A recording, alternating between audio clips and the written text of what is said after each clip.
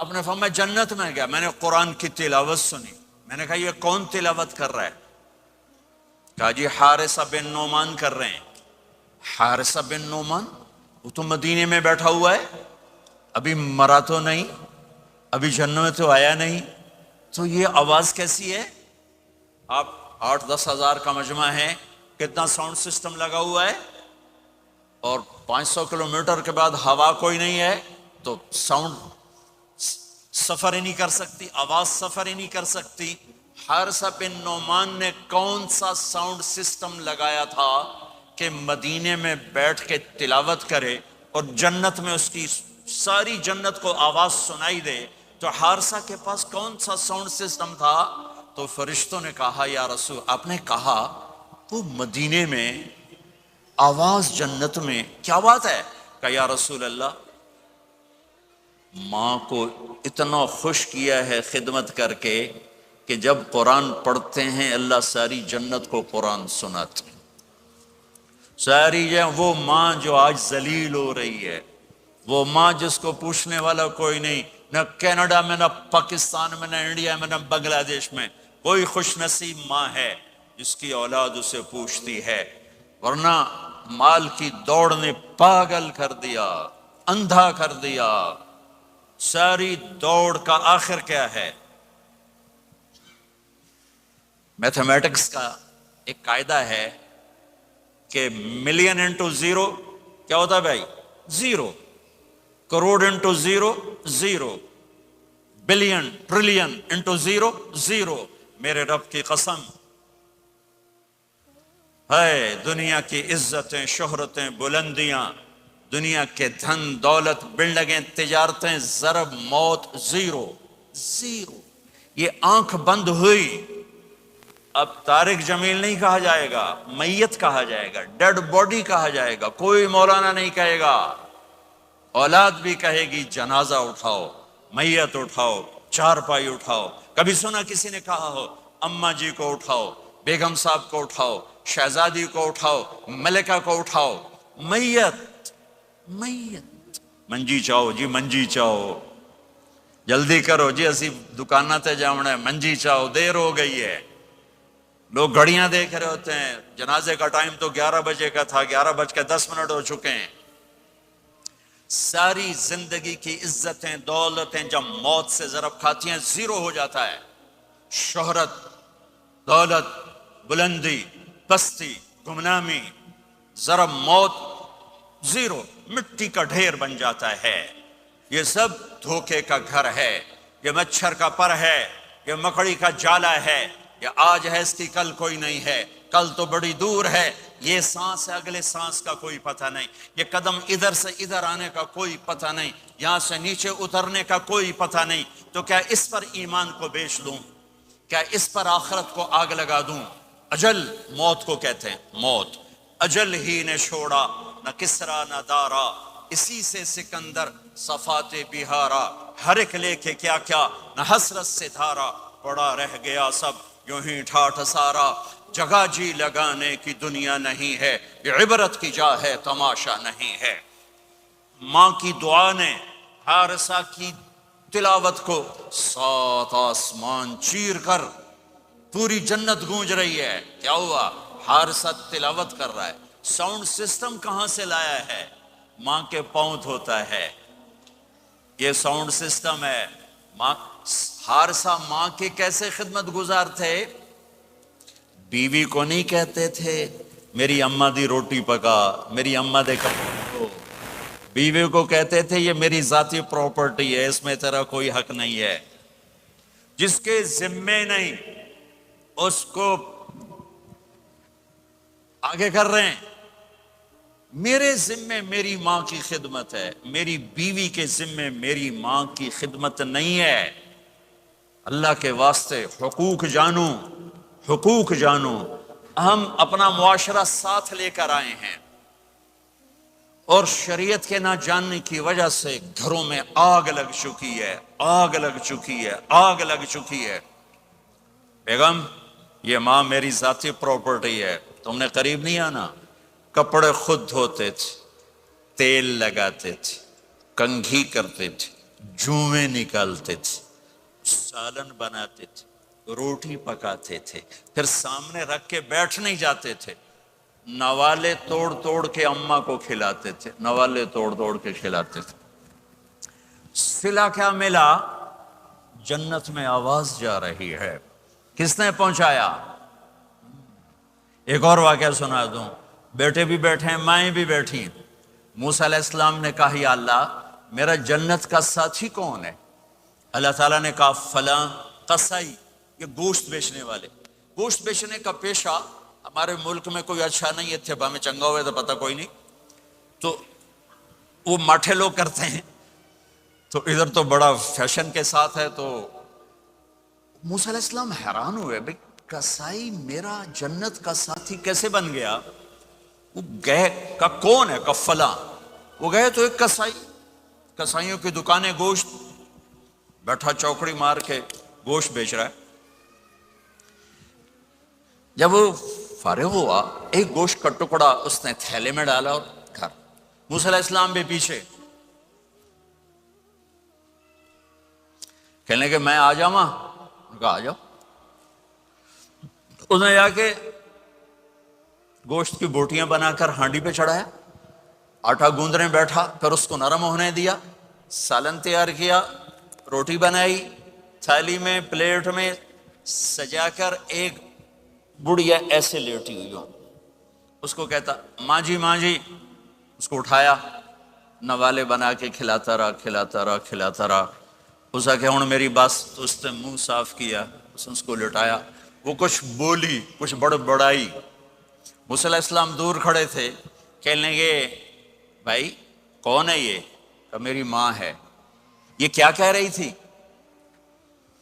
وہ کہنے لگا جی ماں جو ہوئی کی دساں، جداں دی خدمت کراں شروع ہو جاندی تینوں اللہ جنت وچ موسیٰ دا ساتھی بناوے۔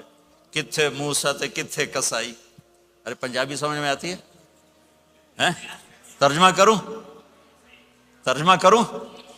اچھا، موسیٰ علیہ السلام سے کہنے لگا یہ میری ماں ہے، جب بھی اس کی خدمت کرتا ہوں تو یہ شروع ہو جاتی ہے اللہ تجھے جنت میں موسیٰ کا ساتھی بنائے۔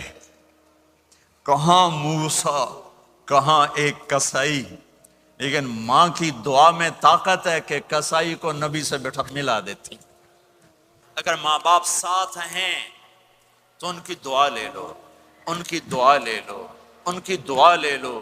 ماں کی دعائیں تمہیں نبیوں کے ساتھ کھڑا کر دیں گی، باپ کی دعا تمہیں بڑے بڑے کتب ابدالوں کے ساتھ کھڑا کر دے گی۔ والدین کو خوش کرنا، جو صبح صبح والدین کی صرف ایسے جا کے دیکھ لے، نہ سلام کرے نہ حال پوچھے، بس یوں دیکھ لے محبت سے، صبح سے شام تک جنت میں 2 دروازے اس کے لیے کھل جاتے ہیں۔ صبح سے شام تک جنت میں 2 دروازے کھل جاتے ہیں۔ اگر آپ کے ماں باپ یہاں ساتھ ہیں تو اپنی جنت بنا لیں، ان کے مرنے سے پہلے پہلے اپنی جنت بنا لیں، ان کی دعا لے لیں۔ ہمارا ایک نوجوان زمیندار تھا، نہ نماز نہ روزہ نہ حج، کچھ بھی نہیں، اور غافل زندگی۔ اب تو ماشاءاللہ بہت بدل گیا ہے۔ کہتا مولانا میری کبھی کوئی دعا رد نہیں ہوئی، حالانکہ سارے عیب تھے، سارے گناہ تھے، دعائیں ساری قبول تھیں۔ میں نے کہا وہ کیسے؟ کہ میں رات کو جا کے اماں کو بھی دباتا، اور اب بہت بڑا زمیندار اپنی ماں کو بھی دباتا، اپنے باپ کو بھی، پھر دونوں کے پاؤں یوں اپنے باہوں میں لے کر ان کو چومتا اور ان پہ سر رکھ کے دعا کرتا، میری ہر دعا قبول ہوتی تھی۔ تو اپنے ماں باپ کے قدموں تلے اپنی دعائیں تلاش کرو، خاص طور پر اپنی ماں کے قدموں تلے جنت تلاش کرو۔ میرے نبی نے کہا ماں کے قدموں تلے جنت ہے۔ میرے نبی نے حضرت عمر سے کہا تیرے زمانے میں ایک شخص آئے گا، اویس،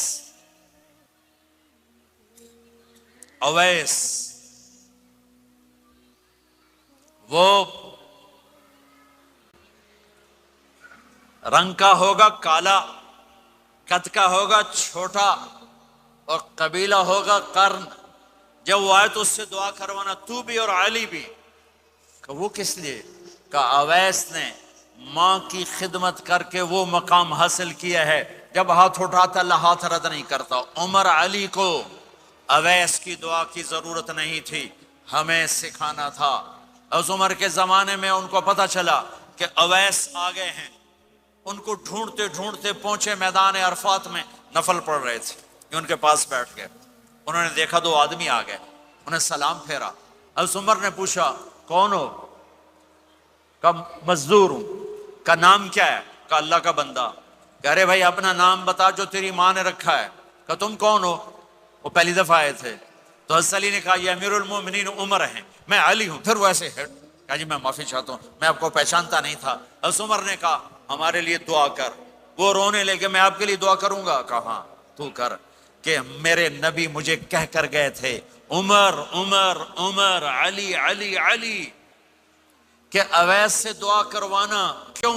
कि माँ की खिदमत करके वो मकाम पाया है, जब हाथ उठाते हैं हाथ वापस खाली नहीं आते। फिर एक और हदीस सुनो, मेरे नबी ने फरमाया जब लोग जन्नत को चलेंगे और अवैस भी चलेंगे तो अल्लाह ताला फरमाएंगे बाकी चले जाओ, अवैस रुक जाए। तो अवैस करनी कहेंगे या अल्लाह मुझे क्यों रोका? तो अल्लाह कहेंगे पीछे देखो। वो पीछे देखेंगे, जहन्नमी लोग खड़े होंगे, अल्लाह फरमाएंगे तेरी माँ की खिदमत, जिहाद नहीं, नमाज नहीं, रोजा नहीं, हज नहीं, ज़कात नहीं, इल्म नहीं, जिक्र नहीं, तबलीग नहीं, तेरी माँ की खिदमत, आज उसका सिला देता हूं। ये दोज़ख वाले खड़े हैं, जिधर जिधर तू इशारा करेगा तेरी तुफैल सबको जन्नत में डाल दूंगा। अवैस, अवैस। और ये अवैस के साथ बशारत नहीं, जो माओं को राजी करके मरेंगे उनके लिए यही मकाम है। मेरे भाइयों, माल ही सब कुछ नहीं होता, दौलत ही सब कुछ नहीं होती है। अपनी जिंदगियों में नबी वाली पाकीज़ा माँ बाप यहां मौजूद हैं, उनकी दुआएं ले लो। और माँ बाप से कहता हूं औलाद को मोहब्बत दो। माँ बाप से कहता हूं अपने बहू और बेटे की जिंदगी में दखल मत दो। माँ बाप से कहता हूं बेटे और बहू की जिंदगी में दाखिल मत हो। ऐसा दखल कि उनकी जिंदगी खराब हो जाए, ऐसा दखल कि उनकी जिंदगी तल्ख हो जाए, ऐसा मत करो। उनको परवान चढ़ने दो, हाँ दखल दो। जब वो आपस में लड़ पड़े सुलह कराने की कोशिश करो। लेकिन एक बात डर के कहता हूं, सास और बहू, सास और बहू ये एक खट्टा रिश्ता हो गया। ये बहुत खूबसूरत रिश्ता है। अगर जाने वाली बहू उसे अपनी माँ बना ले और बेटे की माँ उसे अपनी बेटी बना ले, लेकिन मेरा मुआशरा उलट है। कमियां देखते हैं, कमियां देखते हैं, फिर कमियां पकड़ते हैं, फिर कमियां उछालते हैं, फिर घरों में आग लग जाती है। मेरे भाई बहनों, अगर आप वालिदैन हो तो अपनी औलाद को परवान चढ़ने दो, उनमें दखल मत दो। अल्लाह के वास्ते उनकी जिंदगी को तल्ख ना करो, अपनी मर्जी पे ना चलाओ, उन्हें चलने दो, उन्हें परवान चढ़ने दो। बड़े दरख्त की छांव के नीचे दरख्त उगता नहीं, नया दरख्त, जरा पीछे हट जाओ, हाँ उनमें खट बैठो, दाखिल होकर सुलह कराओ। जैसे मेरे नबी का वाक़या है, आप अपनी बेटी के घर गए, वो उदास बैठी, आपने कहा क्या हुआ? कहा मेरा और अली का झगड़ा हो गया। आपने कहा अली किधर है? कहा बाहर निकल गए। आप उनको ढूंढने निकले, मस्जिद से उठा के लाए, घर में आए और फर्श पर ऐसे लेट गए, जमीन पर। इधर अली को लिटाया, इधर फातिमा को लिटाया। अली का हाथ पकड़ के यहां रखा, फातिमा का हाथ पकड़ के यहां रखा, और ऊपर फातिमा के हाथ के अपना हाथ रखा। ये अली का हाथ, ये फातिमा का हाथ और ये अपना हाथ। फिर फरमाया बच्चों बोलो हमारी सुलह हो गई। ये है बड़ों का काम, बोलो हमारी सुलह हो गई। तो दोनों ने कहा हमारी सुलह हो गई। तो आप बाहर निकले बड़े खुश खुश। सहाबा ने कहा या रसूल अल्लाह आप बड़े खुश नजर आ रहे हैं। कहा मैं अली और फातिमा की सुलह करा के आ रहा हूं।